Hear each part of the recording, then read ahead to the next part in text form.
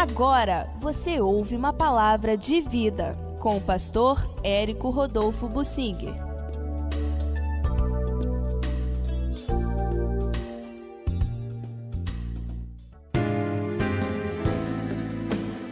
Eu quero falar sobre o Salmo 129, que nos ensina uma lição preciosa.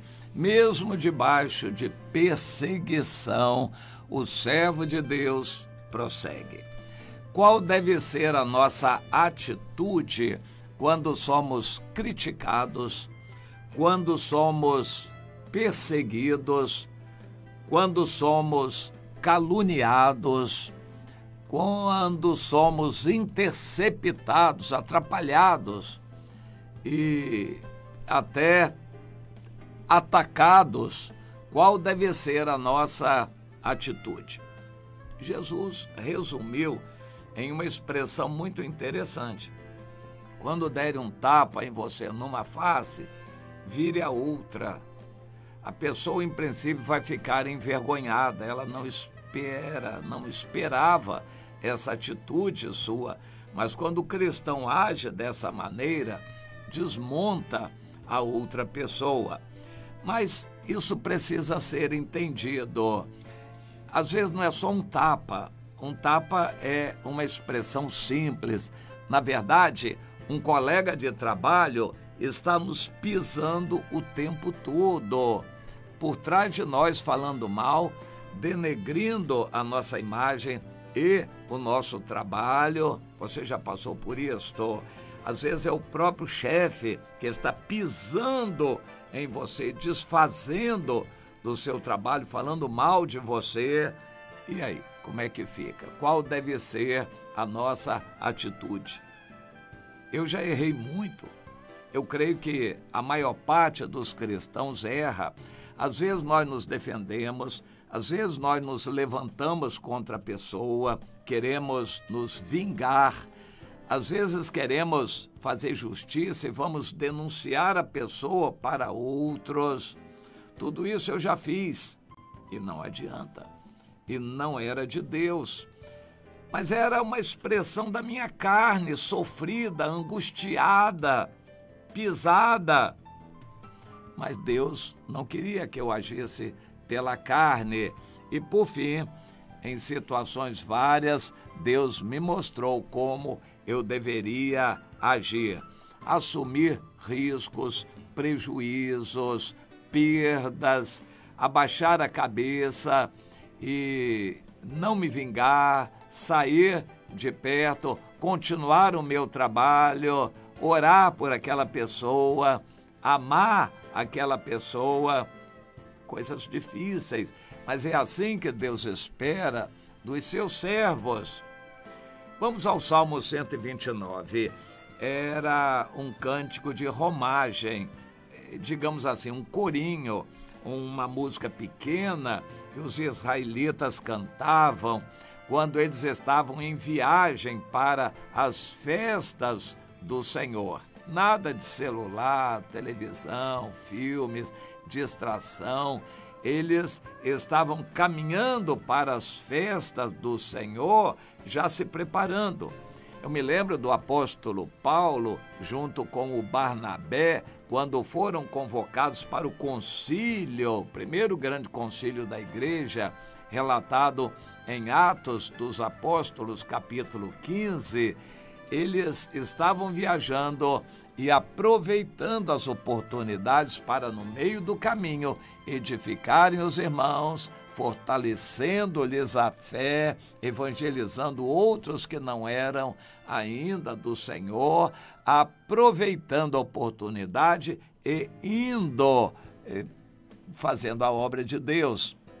Eu me lembro, o único evangelista de quem eu ouvi na história que iria para um estádio que já estava cheio, esperando por ele. Ele, o grande evangelista, seria o pregador. Muitos evangelistas assim, pregadores, se preparam, eles vão de avião, de helicóptero, de carro, ficam numa sala especial se preparando, às vezes com ar-condicionado, se preparando para estarem ali de público pregando. Aquele evangelista não queria carro, ele ia a pé pela rua, já evangelizando as pessoas. Ele ia pregar numa grande campanha de evangelização, indo evangelizando as pessoas nas ruas. Interessante, o apóstolo Paulo e Barnabé foram assim. O servo de Deus vai, ainda que sofrendo, gemendo, chorando, mas ele vai falando de Jesus, fazendo a obra do Senhor, mesmo debaixo de perseguição, ele prossegue.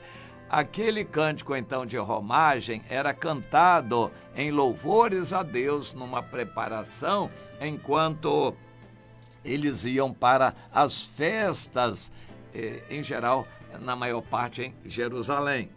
E então esse cântico diz assim: muitas vezes me angustiaram desde a minha mocidade, Israel que o diga, ou seja, quem tem experiência sabe como é isso. Muitas vezes a gente passa por tribulações. Jesus disse que nós cristãos, por segui-lo, passaríamos por tribulações. Você tem passado por alguma tribulação por causa do Evangelho? Desde a minha mocidade me angustiaram, todavia não prevaleceram contra mim. Ou seja, toda angústia não me tirou do caminho. Tudo o que fizeram não conseguiu me tirar do caminho nem da minha convicção. Eu continuei caminhando.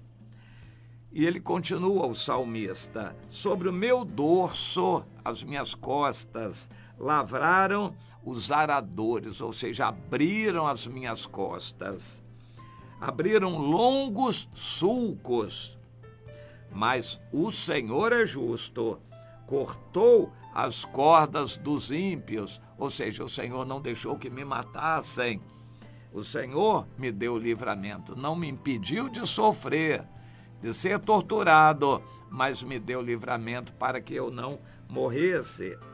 E então a oração, não ação, mas oração: sejam envergonhados e repelidos todos os que aborrecem a Sião, sejam como a erva dos telhados que seca antes de florescer, com a qual não enche a mão o ceifeiro, nem os braços o que ata os feixes. E também os que passam não dizem: a bênção do Senhor seja convosco, aquela erva. Nós vos abençoamos em nome do Senhor. Essa é uma imprecação, uma palavra dirigida a Deus, pedindo que Deus faça justiça, que vingue o seu servo contra aqueles que se levantam contra ele. A nossa atitude deve ser esta: não nos vingarmos a nós mesmos, mas entregarmos tudo a Deus e não pararmos, não desanimarmos.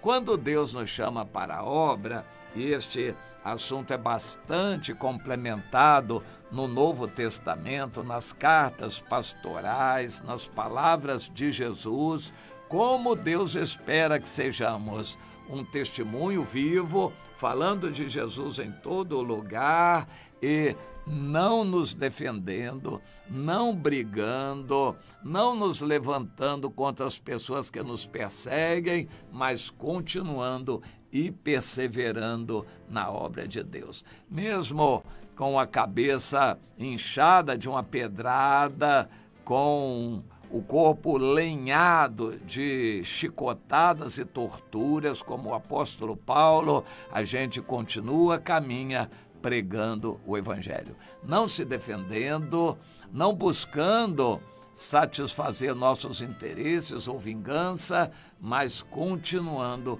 pregando o Evangelho. Eu gosto de ver pessoas assim, que amam o Senhor, que apesar das lutas e problemas, às vezes enfermos, às vezes fracos e cansados, mas continuam pregando, visitando, orando, falando com as pessoas, amando as pessoas, querendo ganhar pessoas para o reino de Deus. Sempre caminhando e lançando a preciosa semente. Deus quer ver isso em nós. Você tem sido assim? Quando você fica doente, você para tudo até curar da doença. Quando você está sofrendo perseguição, você lança a mão de todos os recursos para se defender, para se resguardar, para se vingar. Ou você entende que aquilo é de Deus para quebrantar o seu eu e continua fazendo a obra de Deus. Você continua, mesmo em dificuldades, quando os problemas vêm, as perseguições, as dores, as enfermidades, quando as dores vêm, você continua fazendo a obra de Deus? A dor faz parte do currículo de Deus na nossa vida. É impossível você ser um cristão sem sentir dor. O cristão precisa passar pela dor, é uma escola. E na dor nós somos provados, não é a nossa atitude em nos livrarmos da dor, mas o que nós fazemos apesar da dor. A dor não é o objetivo de Deus, é uma ferramenta que Deus usa para quebrar o nosso eu, para que a gente seja provado e ver se, com o coração sincero, nós continuamos prosseguindo, fazendo a obra do Senhor. Então, não é o quanto você sofre que vai trazer galardão, é a sua atitude apesar do sofrimento. Você sofre, e daí? Todos sofrem de alguma maneira. Mesmo aquele que tortura você ou persegue você, ele também sofre de outras maneiras. Você ama essa pessoa? Você ora por ela? Tem desejo de que ela conheça o Senhor ou você só pensa em se vingar? É a atitude que tomamos quando sofremos, quando nos torturam, que conta para Deus. Não é se sofremos, porque todos de alguma maneira têm que sofrer. Se você não sofreu, vai sofrer. Mas é o que fazemos apesar do sofrimento. Porque se você sofre e quer se vingar, e reclama, e fala mal, e xinga, e se levanta contra as pessoas, você está na carne. Muito mal ainda. Mas se você absorve aquilo, abaixa a cabeça e continua fazendo a obra de Deus, está ganhando ponto. É assim que Deus quer que o seu servo haja. Os problemas nunca vão ser justificativa para nós não darmos frutos. Quem é o cristão que não dá fruto, no meu entender, nem vai ser salvo. Mas se der fruto, o fruto vai ser avaliado. Dificuldades não vão ser desculpa para a gente não dar fruto. Nós fomos chamados pelo Senhor para as boas obras, para darmos frutos. O Senhor diz, não foram vocês que me escolheram, eu escolhi vocês, designei vocês para irem e darem fruto e o fruto permanecer. Não, mas Senhor, dificuldade, eu sofri, perseguição, ninguém me ajudou, o pastor não me deu oportunidade. Olha, nada disto vai ser desculpa. Se você não deu fruto, o seu lugar já está definido. O crente estéril já tem o seu lugar definido. Comece a pensar nisto, porque sofrimentos todos passamos e quem é fiel a Deus vai passar mais sofrimento ainda. Mas, apesar do sofrimento, você continua fazendo a obra de Deus, dando fruto, amando o Senhor. Pense nisto e decida no seu coração coisas que você tem que decidir para com o Senhor.